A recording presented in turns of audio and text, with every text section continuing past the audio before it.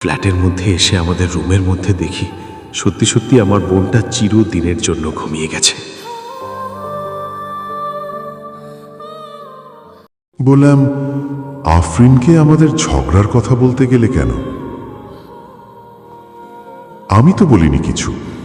সে আমাকে হঠাৎ কল দিয়ে বলল যে সে বাসার সামনে, আমি তাকে আমার অফিসের সামনে যেতে বলি। তারপর আফরিন অফিসের সামনে গেল, আমি ওকে বাসার চাবি দিলাম, আফরিন বাসায় চলে গেল।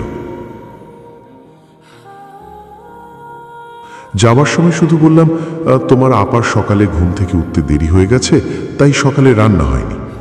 আফরিন বলল, ঠিক আছে দুলাভাই, আমি তাহলে বাসায় গিয়ে রান্না করে রাখবো, আপনি খেতে চলে আসবেন দুপুরে।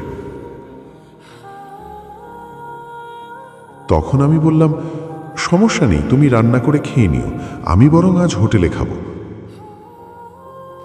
ও বলল, তা কি করে হয় দুলাভাই, আপনার অফিস থেকে তো কাছেই, আপনি বাসায় চলে যাবেন। একটু থেমে তাজুল আবার বলল, 1:30টার দিকে আমি অফিস থেকে বের হলাম, কারণ এর আগে 3বার কল করেছে। রেললাইন পার হয়ে আমি আফরিনের নাম্বারে কল দিলাম। আফরিন কল রিসিভ করল না। রেললাইনের পাশের বাজার থেকে 2 কেজি দই কিনে বাসায় গেলাম। তুমি পরশু বলেছিলে দই কিনতে। আফরিন তখন একটা মেসেজ দিয়ে বলল, কল দিতে হবে না, আপনি চলে আসেন। বাসায় গিয়ে দেখি ফ্ল্যাটের দরজা খোলা। আমি আস্তে আস্তে ভিতরে প্রবেশ করি। আফরিনের নাম ধরে ডাকতে থাকি, কিন্তু কোনো সাড়া শব্দ পাওয়া যায় না।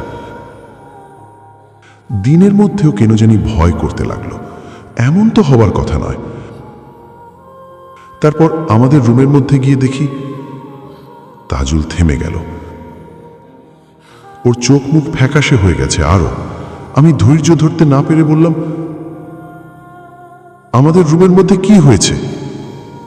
আমি বলতে পারবো না, তুমি আমার সঙ্গে চলো এখনই, বাসায় গিয়ে দেখবে। ন্যাকামি করো না তো, বলো কি হয়েছে। আমাদের বিছানার উপর আফরিনের লাশ পড়ে আছে। ওর ওড়না দিয়েই ওকে ফাঁস দেওয়া হয়েছে, চোখগুলো এখনো খোলা। তাজুল কাঁপছে, আমার শরীরও তখন কাঁপা শুরু করেছে।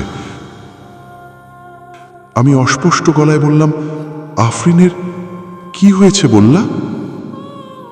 তাজুল আমার হাতটা টেবিলের উপরে ধরেই বলল, মিতু, বিশ্বাস করো আমি কিচ্ছু জানি না। আমি শুধু ওকে চাবি দিয়ে দিয়েছিলাম, কিন্তু আমি বাসায় যাবার আগেই কেউ হয়তো আমাদের বাসায় গিয়ে ওকে খুন করেছে।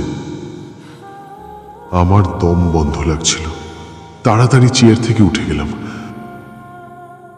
কাউকে কিছু না বলে অফিস থেকে বের হলাম। তাজুল আমার পিছনে পিছনে আসছে আর বলছে, আমি এখনো কাউকে কিছু বলিনি। বিশ্বাস করো খুব ভয় লাগছে।